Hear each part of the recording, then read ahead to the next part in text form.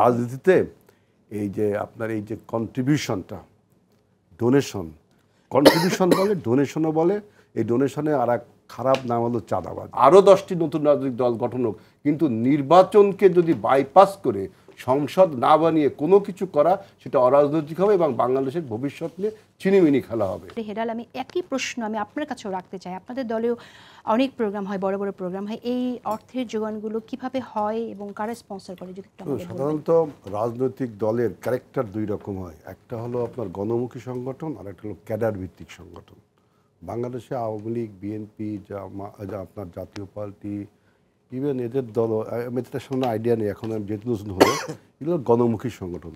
আর কিছু আছে ক্যাডার ভিত্তিক, যেমন কমিউনিস্ট পার্টি, জামাতে ইসলাম, এটা হলো সব ক্যাডার ভিত্তিক সংগঠন।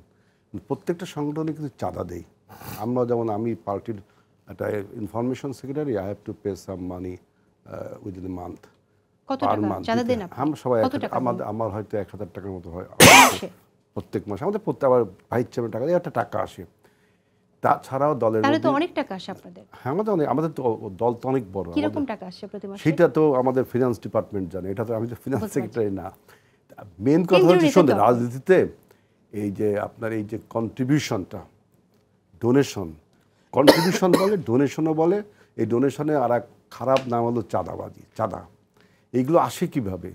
প্রত্যেকের একটা লক্ষ্য থাকে যে আমি এই আন্দোলনাত্মক হলে কি অ্যাচিভ করব, আমি কি অ্যাচিভ করব। মানে ওই যে লোকটা টাকা দেয় তার একটা ইচ্ছা থাকে ওর মধ্যে। তা এই আপনি নাগরিক পার্টিকে যে প্রশ্ন করছেন যে কত লাখ টাকা খরচ হয়েছে, ধরে নেন 1 কোটি টাকা খরচ হয়েছে। 1 কোটি টাকা ইজ নাথিং ফর এই নিউ পার্টি, কারণ ক্ষমতার প্রভাব বলে তাদের কাছে।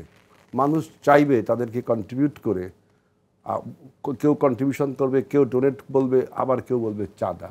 এইগুলো পলিটিক্যাল হিস্ট্রিতে পৃথিবীর সব জায়গায় আছে।